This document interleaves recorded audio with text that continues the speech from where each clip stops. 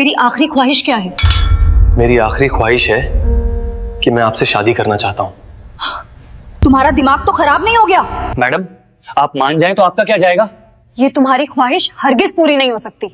मैं देखता हूँ कैसे पूरी नहीं होती। बस एक बार, लेकिन आइंदा कभी मुझे मत कहना। आइंदा कभी नहीं कहूंगा, बस इस बार मान जाओ। जल्दी करो, कोई आ जाएगा। मैडम, कोशिश तो कर रहा हूँ। प्लीज मुझे जाने दो, और एक बात याद रखना, किसी को मत बताना। मैडम, आप बेफिक्र हो जाएं। मैडम, आपने मेरी आखिरी ख्वाहिश पूरी कर दी। अब मुझे सजाए मौत भी हो जाए तो कोई गम नहीं। बस हो सके तो ये बात किसी से मत कहना। एक कैदी जिसे सजा-ए मौत सुनाई जा चुकी थी, जब उसे आखिरी ख्वाहिश पूछी गई तो उसने ऐसी फरमाइश कर दी कि पूरी जेल में सनसनी फैल गई। उसने कहा, मेरी ख्वाहिश है कि अपनी जिंदगी की आखिरी रात एक कुंवारी लड़की के साथ गुजारूं, जो अपनी रजामंदी से मेरी दुल्हन बने। मस्जिद में ऐलान करवा दें, क्या कोई लड़की इसके लिए तैयार है? पुलिस वाले एक दूसरे का मुंह तकने लगे। क्या वाकई इसकी यह ख्वाहिश पूरी हो सकती थी? वो लड़की कहां से आएगी? और अगर शादी हो भी गई तो उस रात क्या होगा? मेरा नाम सोनाली वर्मा है। मैं 40 बरस की लेडी इंस्पेक्टर हूँ। मेरी जिंदगी का ज्यादा हिस्सा अदालतों, थानों और इन्हीं जेल की दीवारों के बीच गुजरा है। मैंने बेशुमार चेहरे देखे, कुछ नरम, कुछ सख्त, कुछ मासूम नजर आने वाले और कुछ पत्थर दिल। राजेश ने मुझे अजीब सी कशमकश में डाल दिया था। वो आम मुजरिम नहीं लगता था। आंखों में एक गहरी उदासी और चेहरे पर रहस्यमय सा सुकून, जैसे सब कुछ समझकर भी खामोश बैठा हो। वो सिर्फ 19 बरस का था। ये बात मेरे दिल में तीर की तरह चुभती थी कि जिस लड़के ने अभी दुनिया को ढंग से देखा भी नहीं, उसे अब दुनिया से रुखसत होना है। वो कम ही बोलता, जैसे अल्फाज पास हों मगर काम के ना हों, या शायद वो कहना ही ना चाहता हो। कई बार दिल चाहा पूछूं, राजेश, तुमने कौन सा ऐसा जुर्म किया जिसकी सजा मौत ठहरी? मगर उसके चेहरे पर बिखरी हुई मायूसी मेरे होंठ सी देती। पुलिस की नौकरी ने मुझे सख्त दिल बना दिया था, मगर 870 के सामने दिल में एक नरमी सी जाग उठती। मैं जानती थी कि यहाँ कैदियों के साथ जाति राब्ता रखना मना है, कानून सख्त हैं। इसके बावजूद अंदर कहीं कोई सवाल बार बार सर उठाता, क्या ये लड़का वाकई मुजरिम है या हालात का शिकार? इसी सोच के बीच आज मुझे एक खास हुक्म मिला था। एक ऐसा हुक्म जो न सिर्फ राजेश की आखिरी ख्वाहिश से जुड़ा था, बल्कि आने वाले चंद दिनों में हमारी पूरी जेल को हिला देने वाला था। 2 दिन बाद कैदी नंबर 870 को सजाए मौत दी जानी थी। इस दौरान उसे अपनी मां और वालिद से आखिरी बार मिलने की इजाजत मिली। ये खबर सुनते ही मेरे दिल में एक अजीब सी बेचैनी फैल गई। जेल के माहौल में सख्ती आम बात थी, मगर आज फजा में उदासी और खौफ की मिलीजुली कैफियत थी। मैं जानती थी कि सजाए मौत पाने वाले हर कैदी को आखिरी ख्वाहिश जाहिर करने का हक दिया जाता है, ख्वाह वो कोई खास खाना हो, मुलाकात हो या कोई और तमन्ना। लेकिन कोई भी ऐसी अनोखी फरमाइश नहीं करता था जैसी राजेश ने बाद में करनी थी। राजेश कुमार, एक दुबला पतला मगर पुरज़्म लड़का, जब अपनी मां से मिला तो मंजर दिल दहला देने वाला था। वो औरत अपने बेटे के गले लगकर फूट फूट कर रो रही थी। तू बेगुनाह है, उसके यकीन ने मुझे झंझोड़ कर रख दिया। सजा सुनाई जा चुकी थी, फिर भी वो पुरुम्मीद थी कि कोई मौजा होगा। उसी दिन मुझे राजेश से उसकी आखिरी ख्वाहिश पूछने का हुक्म मिला। मैंने सोचा शायद वो अपने घर वालों के साथ थोड़ा वक्त मांगेगा या कोई सादा सी ख्वाहिश जाहिर करेगा, मगर जब मैं उसके सामने गई तो उसके चेहरे पर अजीब सा इत्मीनान था। मैंने आहिस्तगी से पूछा, राजेश, तुम्हारी कोई आखिरी ख्वाहिश है? जो कहो पूरी करने की कोशिश की जाएगी। उसने मेरी तरफ देखा, एक लम्हे को खामोश रहा, फिर बोला, मेरी एक ख्वाहिश है, मगर वादा करें उसे पूरा करेंगी। मैंने जवाब दिया, ये हर कैदी का हक है, तुम्हारी ख्वाहिश पूरी करने की पूरी कोशिश होगी। मैंने समझा शायद वो किसी से मिलना चाहता है, मगर जब मैं उसे एसपी साहब के पास ले गई और उन्होंने नरमी से पूछा, बेटा तुम्हारी आखिरी ख्वाहिश क्या है, तो उसके लबों से जो अल्फाज निकले उन्होंने पूरा कमरा साकित कर दिया। राजेश ने कहा, मैं जिंदगी में पहली और आखिरी बार शादी करना चाहता हूं, अपनी बीवी के साथ एक रात गुजारना चाहता हूं, फांसी से पहले।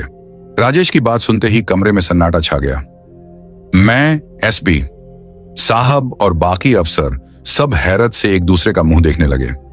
एसपी साहब ने चंद लम्हों की खामोशी के बाद संजीदगी से कहा, बेटा शादी तो हम करवा सकते हैं, लेकिन सोचो कौन लड़की तुमसे शादी करेगी जब सब जानते हैं कि तुम्हें 2 दिन बाद सजाए मौत दी जाने वाली है। तुम गरीब घराने से हो, न कोई दौलत न असर और रसूख। कोई लड़की अपनी जिंदगी एक दिन की दुल्हन बनने के लिए क्यों बर्बाद करेगी? राजेश खामोशी से सुनता रहा, चेहरे पर अजीब सा सुकून। फिर बोला, मैं अपनी बात पर कायम हूं सर, मेरी आखिरी ख्वाहिश यही है। एसपी साहब ने थोड़ा गुस्से में कहा, कोई और ख्वाहिश मांग लो, कुछ खाना, किसी से मुलाकात या किसी जगह जाना। शादी मुमकिन नहीं, राजेश ने धीरे से कहा। सर आप फिक्र ना करें, मेरी शादी खुद ब खुद हो जाएगी। बस आप एक काम करें, मस्जिद में ऐलान करवा दें कि कैदी राजेश कुमार अपनी सजाए मौत से पहले एक दिन के लिए शादी करना चाहता है किसी ऐसी औरत से जो अपनी मर्जी से उसकी दुल्हन बने। यह सुनकर मैं बेख्याल चौंक उठी। पूरे कमरे में खामोशी फैल गई। सबके चेहरों पर हैरत थी कि कोई कैदी ऐसी अजीब शर्त कैसे रख सकता है। राजेश ने हमारी खामोशी तोड़ते हुए कहा, अगर कोई औरत राजी हो गई तो उसे रोकना मत, वरना मैं कोई और ख्वाहिश नहीं करूंगा, फिर चाहे मुझे फौरन फांसी दे दी जाए। उसकी आंखों में ऐसी सच्चाई थी कि किसी को इनकार करते नहीं बना।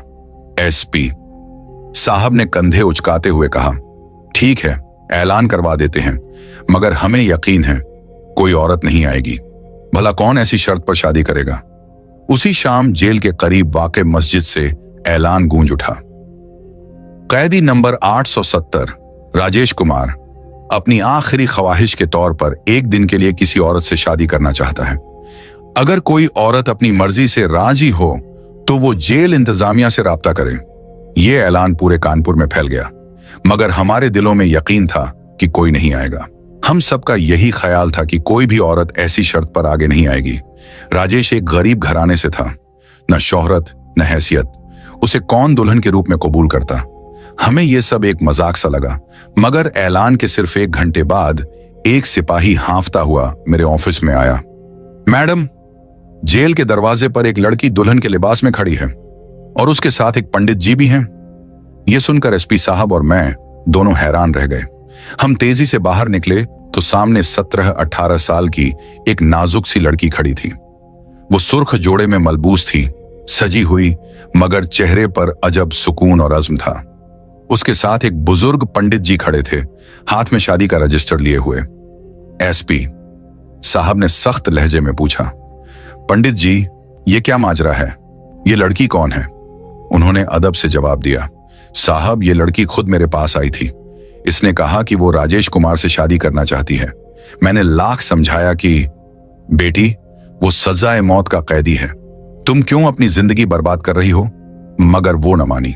कहने लगी, ये मेरा फैसला है, मैं उसे सच्ची मोहब्बत करती हूं। उसकी बात सुनकर मेरे बदन में झुरझुरी सी दौड़ गई। जेल के सहन में सन्नाटा फैल गया। हमें यकीन नहीं आ रहा था कि राजेश को वाकई कोई इतना चाहता है कि दुनिया, इज्जत सब कुछ छोड़ने को तैयार हो जाए। लेकिन कानून कहता था कैदी की आखिरी ख्वाहिश पूरी की जाए। चुनांचे हमने इजाजत दे दी। पंडित जी को अंदर बुलाया गया, राजेश को सेल से निकाला गया। जेल के दफ्तर में मुख्तसर सी रस्मों के साथ उनकी शादी कर दी गई। शादी मुकम्मल होने के बाद राजेश ने मुस्कुराकर कहा, अब आप वादे के मुताबिक मेरी दुल्हन को मेरे पास भेज दें, मैं उससे कुछ बातें करना चाहता हूं, बस एक रात की बात है। मैं उसकी बात सुनकर चौंक गई, मगर एसपी साहब ने खामोशी से सर हिलाया। मैंने दुल्हन को राजेश के सेल तक पहुंचाया, दरवाजा बंद किया और बाहर आ गई। सोचा शायद कुछ देर बाद वो खुद ही बाहर आ जाएगी, मगर वक्त गुजरता गया और अंदर से हल्की हल्की सरगोशियों की आवाजें आने लगीं, जैसे कोई कुछ खोलने की कोशिश कर रहा हो। मैंने थोड़ा गौर किया, मगर इत्मीनान से वापस दफ्तर चली गई। रात गहरी होती गई। फिर अचानक जेल की फजा एक चीख से गूंज उठी।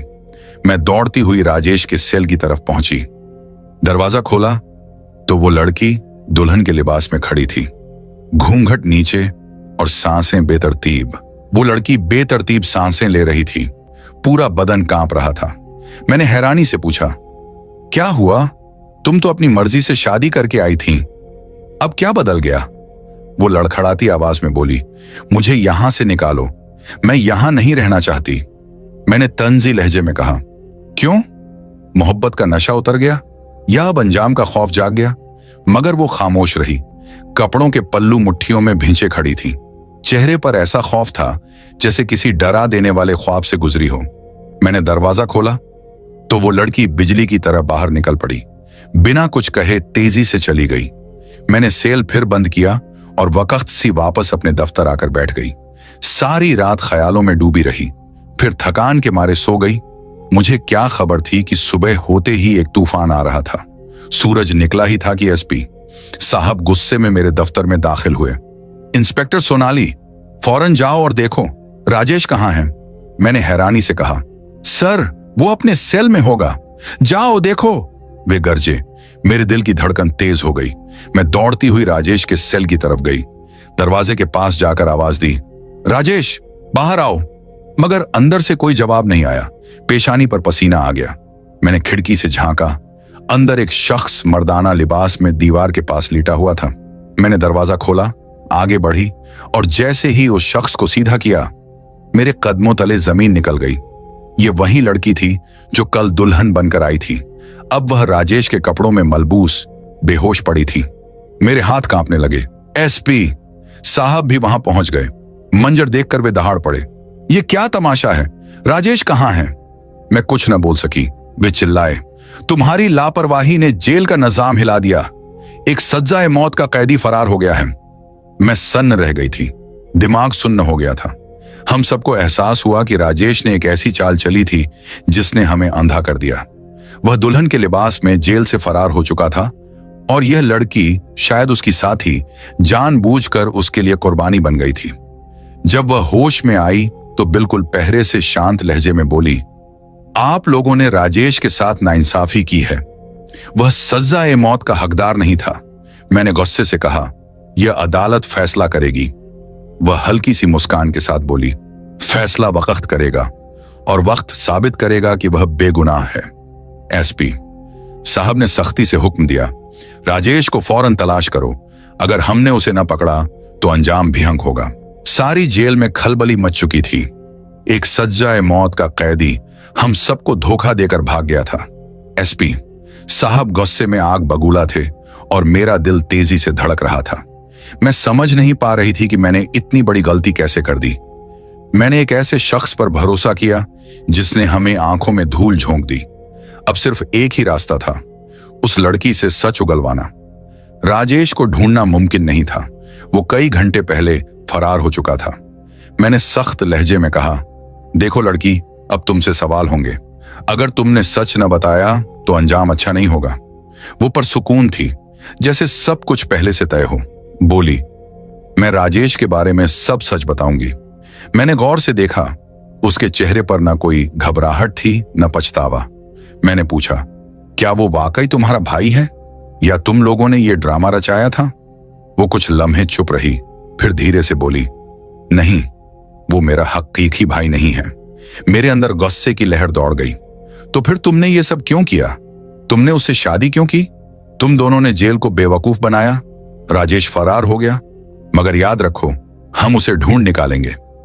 वो मेरी आंखों में आंखें डालकर बोली, आप गलत हैं, वो भागा नहीं, वो वापस आएगा। मैं चौंक गई। तुम्हें कैसे यकीन है? क्योंकि वो जानता है कहां जाना है और कब वापस आना है। अब वो मेरा शौहर है, वो मुझे छोड़ने वाला नहीं। उसके लहजे में ऐसा यकीन था कि लम्हा भर के लिए मेरा दिल भी डोल गया। मैंने सख्त लहजे में कहा, तुम्हें इतना यकीन क्यों है? वो बोली, अगर आप मेरी पूरी कहानी सुनेंगी तो शायद आपका फैसला बदल जाएगा। तब आपको अंदाजा होगा कि असल मुजरिम कौन है और राजेश ने जो किया क्यों किया। मैं खामोश हो गई। वो लड़की अब भी अपने मौक़िफ़ पर डटी हुई थी, जैसे किसी बड़ी सच्चाई को छिपाए बैठी हो। फिर उसने धीरे से कहा, मेरा नाम प्रीति है और मेरी बड़ी बहन की मंगनी राजेश से हुई थी। प्रीति ने बात शुरू की। राजेश बचपन से ही बहादुर और बेखौफ लड़का था। शायद ही कोई लम्हा आया हो जब उसने किसी के सामने कदम पीछे हटाए हों। वह मेरे वालिद के चाचाजाद भाई का बेटा था, यानी मेरा फूफीजादा भाई। बाप उसे बहुत चाहते थे और जब उन्होंने मेरी बड़ी बहन की मंगनी राजेश से करवाई तो वह हमारे घर का हिस्सा बन गया। मैं खामोशी से उसकी बातें सुन रही थी। प्रीति के लहजे में दुख भी था और फख्र भी। हमारा गांव सहारनपुर छोटा सा था, मगर वहां का माहौल अजीब था। एक रात राजेश भाई हमारी खलाजाद बहन से मिलने आए। उस रात अबू घर पर नहीं थे और हम दोनों बहनें अकेली थीं। मैं बावर्ची खाने में चाय बना रही थी। राजेश भाई और आप ही दूसरे कमरे में बात कर रहे थे। सब कुछ मामूली के मुताबिक इस लग रहा था कि अचानक दरवाजे पर जोर जोर से दस्तक होने लगी। वह लम्हा याद करके प्रीति की आवाज थर थर आ गई। मैंने दरवाजे से बाहर झांका तो 3-4 बदमाश खड़े थे। उनके चेहरों पर दरिंदगी थी। उनमें से एक ने कहा, हमें पता है अभी तुम्हारे घर में एक नौजवान आया है, उसे बाहर निकालो। मैं घबरा गई, सोचा कहीं अबू ना आ जाए या कोई तमाशा ना हो। शोर सुनकर राजेश फौरन बाहर आया। उसने मुझे इशारा किया कि मैं अंदर चली जाऊं। मैं अपने कमरे में जाकर दरवाजा बंद करके कान लगाकर सुनने लगी। बाहर राजेश उन बदमाशों के सामने डटा हुआ था। उनमें से एक ने कोई घटिया बात कही, मगर राजेश ने बधिरता दिखाया। अगर चाहा होता तो वह उन सबको मार भगाता, मगर वह जानता था कि वह अकेला है और हम 2 कमजोर बहनें अंदर हैं। राजेश भाई ने नरमियत से उन्हें समझाया और किसी तरह वापस भेज दिया। उस रात वह देर तक बाहर दरवाजे के पास बैठा रहा, जैसे किसी खतरे का पहरा दे रहा हो। प्रीति की आंखें नम हो गईं। तब मैंने पहली बार महसूस किया कि राजेश सिर्फ बहादुर ही नहीं, बल्कि दूसरों की इज्जत की हिफाजत करने वाला इंसान है। हमें अंदाजा नहीं था कि यही रात आने वाले तूफान की पहली आहट थी। प्रीति ने गहरी सांस ली और बोली, मगर वह तो बस शुरुआत थी। इसके बाद जैसे हमारी जिंदगी अजाब बन गई। हर रोज वही 3-4 बदमाश हमारे घर के बाहर आ खड़े होते। जैसे ही अबू काम पर जाते, वो हमें तंग करने लगते। हम दरवाजे बंद कर लेते, मगर खौफ दिल से नहीं जाता था। फिर एक रात वह वाकया हुआ जिसने सब कुछ बदल दिया। प्रीति की आवाज लड़खड़ाने लगी। रात के अंधेरे में खिड़की के शीशे टूटने की आवाज आई। कोई जबरदस्ती अंदर घुसने की कोशिश कर रहा था। राजेश भाई भी उसी वक्त घर आ चुके थे। उन्होंने अपनी आंखों से देखा कि एक बदमाश खिड़की फांदने वाला है। वे और सहन न कर सके, बाहर निकले और उनसे उलझ पड़े। मैं खामोशी से सुन रही थी। प्रीति के अल्फाज मेरे दिल पर नक्श होते जा रहे थे। वो लड़ाई खौफनाक थी, प्रीति बोली। चीखों की आवाजें पूरे मोहल्ले में गूंजी। मेरी बड़ी बहन उनके बीच आ गई और उसी झड़प में मार दी गई। राजेश भाई के हाथों एक शख्स हताहत हो गया, मगर वह कत्ल नहीं था, वह हमारी इज्जत बचाने की जंग थी। प्रीति के आंसू बह निकले। असल मुजरिम वे बदमाश थे, मगर सजा राजेश भाई को मिली। अगर हम अमीर होते, अगर हमारी बात सुनने वाला कोई होता, तो शायद ये सब ना होता। इस दुनिया में कमजोर के लिए इंसाफ नहीं है मैडम। राजेश ने किसी मासूम का खून नहीं बहाया, वह बस गैरत में आया था। मैं कुछ बोल ना सकी।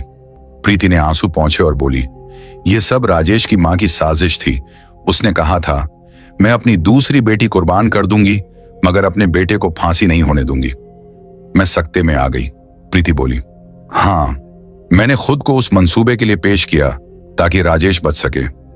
उसकी मां ने उसे मुंबई के एक बड़े वकील के पास भेजा। वही वकील जिसकी जान राजेश ने बरसों पहले बचाई थी। वो वकील अदालत में पहुंचा और सच्चाई सामने आ गई। साबित हुआ कि राजेश ने अपनी इज्जत की हिफाजत के लिए लड़ाई की थी, न कि कोई जघन्य अपराध किया था।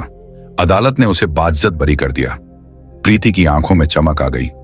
राजेश को सजाए मौत नहीं हुई, वह रिहा हो गया।